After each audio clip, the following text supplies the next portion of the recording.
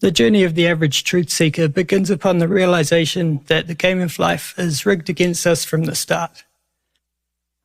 Few can fathom how literally true this is.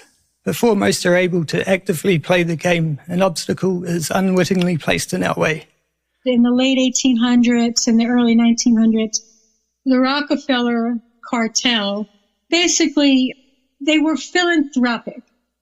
They gave medical schools a bunch of money, and then they said, listen, we're giving you all this money. We really need to have our people on your boards to make sure our money's going to good places. So they basically infiltrated the medical schools and then changed the whole structure of what medical students were being taught.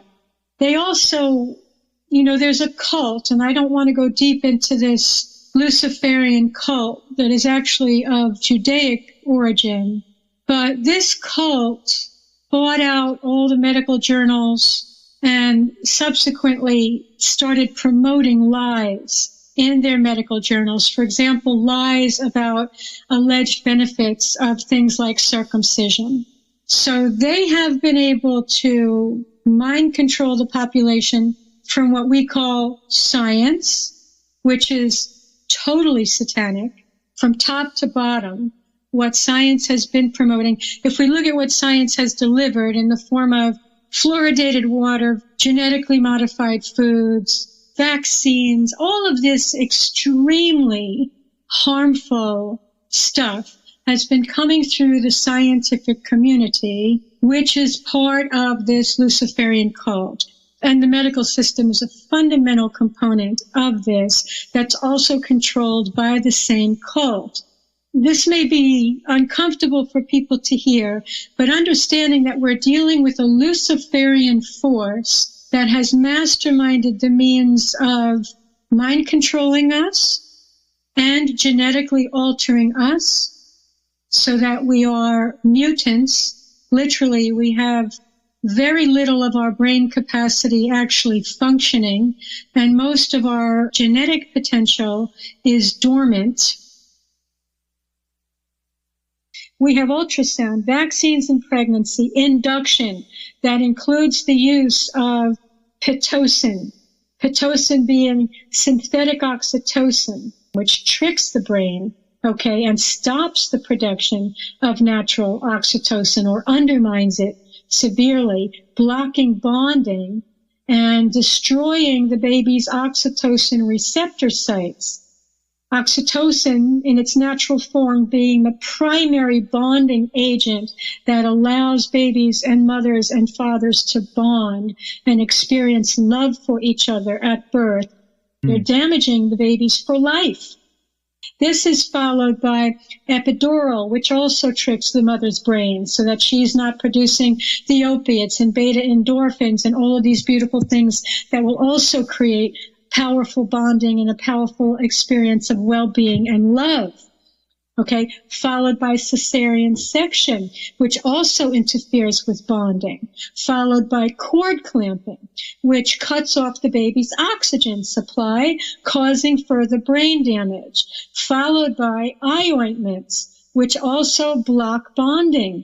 Eye contact is critical for the activation of the brain to produce the neurochemicals of love and bonding. They are blocking it with the eye ointments, followed by newborn hats that are blocking the ability of parents to smell the pheromones coming off the baby's head, which also activate the brains of the parents to fall in love and identify their child, followed by swaddling, and followed by circumcision. Swaddling is a form of torture, unbelievable torture, and circumcision is the absolute most unbelievable, disgusting attack that we could ever conceive of, strapping an infant to a torture board, literally strapping his arms and his legs to a torture board so that all he can do is move his head, sometimes shoving a pacifier in his mouth so he's choking on his screams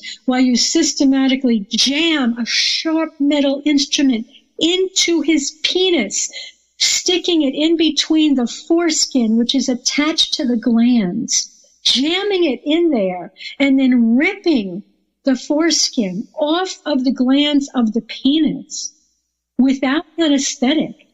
96% of the time, the babies are given nothing. I do believe the reason boys are becoming autistic so much more than girls is because of the extreme brain damage that is being caused by circumcision. Well, you could say it's trauma. It causes I've heard you talk about disassociation, which could contribute to those kind of neurological issues. Yes, and babies that are capable of dissociating, not all babies do this. That's something people should understand, is those who are involved in trauma-based mind control are looking for the children who can dissociate. Because those are the ones that can be tortured again and again without dying. Interesting. Yeah, very dark. Not all babies can dissociate, but ultrasound is also causing babies to dissociate. There's a lot going on. There's a lot going on. Right. And certainly with circumcision, boys are being pushed to dissociate. People don't realize that the first 10 days of life, the first 2 weeks or 3 or 4 weeks, are the most critical for their entire life. They need to have that eye contact, emotional contact, body contact to be comforted and to be loved. And if that isn't there, for whatever reason, mother's unable to provide it, hospital situation, the difficulties in the makeup of the parents, the child has no choice but to protect themselves by going out of contact, withdrawing, and that's the beginning of it all. The neurological effects of circumcision are well documented. Perhaps the most damning study was conducted by Paul D. Tenari as a graduate student working at the Department of Epidemiology at Kingston General Hospital. The researchers tightly strapped the infant onto the traditional plastic circumstraint, the head immobilized using the standard surgical tape. The entire contraption was put into the MRI chamber several minutes to generate baseline data of the normal metabolic activity in the brain. Readings were taken as surgery was performed, without an anesthetic, of course. Analysis of the MRI data indicated that the surgery subjected the infant to significant trauma. The greatest changes occurred in the limbic system, concentrating in the amygdala and in the frontal and temporal lobes. A neurologist who saw the results postulated that the data indicated that circumcision affected most intensely the portions of the victim's brain associated with reasoning, perception, and emotions. Follow-up tests on the infant 1 day, 1 week, and 1 month after the surgery indicated that the child's brain never returned to its baseline configuration. In other words, the evidence indicated that the brain of the circumcised infant was permanently changed by the surgery. Unfortunately, the study was shut down when they attempted to get it published. All of the researchers who participated in the study were called before the discipline committee at Kingston General Hospital, who severely reprimanded them, stating that male circumcision was legal under all circumstances in Canada, and that studying the adverse effects of circumcision was strictly prohibited. The team wasn't allowed to publish the results of their study, and what's more, they were forced to destroy them. The penalty if they failed to comply was immediate dismissal and legal action.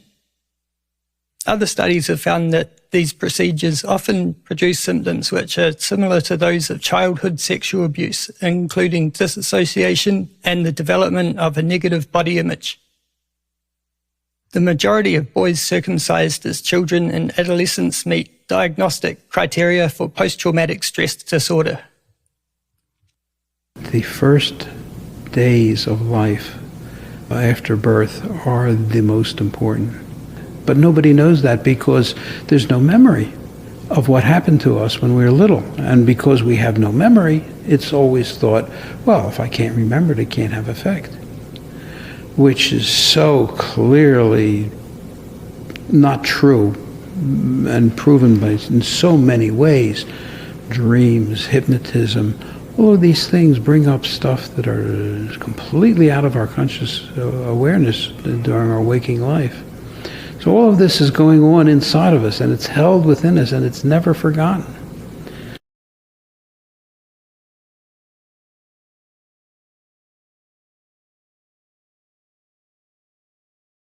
So one has to wonder, why is it specifically pushed there?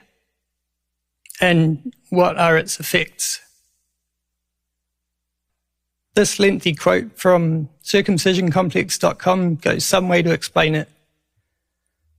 The foreskin holds about 75% of penile sensitivity.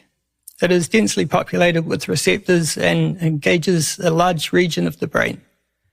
Its removal frees substantial brain potential and triggers a cortical reorganization that tends to reutilize that part of the brain, thereby significantly transforming how the mind functions. Circumcision eliminates a great part of sexual sensitivity. It causes an informational gap in perception of pleasure. The insufficient sensory input stimulates abstract reasoning, while the reduction of the pleasure energizes and intensifies it. As a result, pedocircumcision causes a predisposition toward development of idealization in adults. It favors piety, religiousness, and urges the perfection of other compensatory faculties.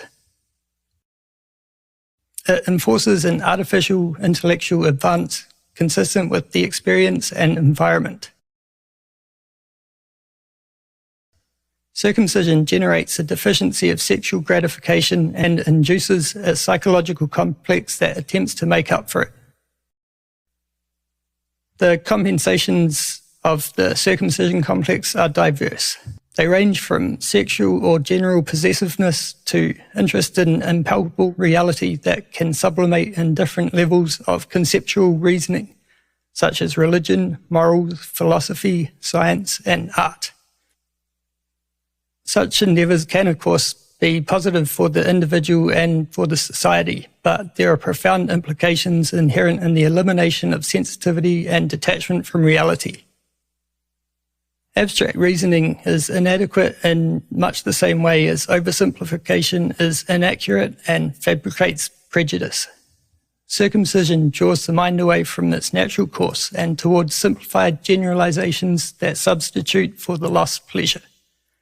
This circumcision complex moralizes and encourages bias and segregation. The mental effects of circumcision reinforce the distinctions and identity boundaries of circumcising groups. When we take into consideration the group pushing circumcision on the Goy of America, it becomes obvious. It creates solidarity with the self-appointed chosen people. America will get behind Israel's agenda, fight its wars, etc. Could it also explain the puzzling emergence of Judeo-Christianity, which, when you think about it, is a contradiction in terms? The effects of circumcision upon the Jewish population carry even more profound implications, especially when you consider the ritual that goes along with it. The intense trauma and disassociation is subconsciously linked with the rabbi, who becomes the handler for life. And this has been going on for 5,000 years or more. So when we take the science of epigenetics into consideration, it goes a long way to explaining the situation the world is in today.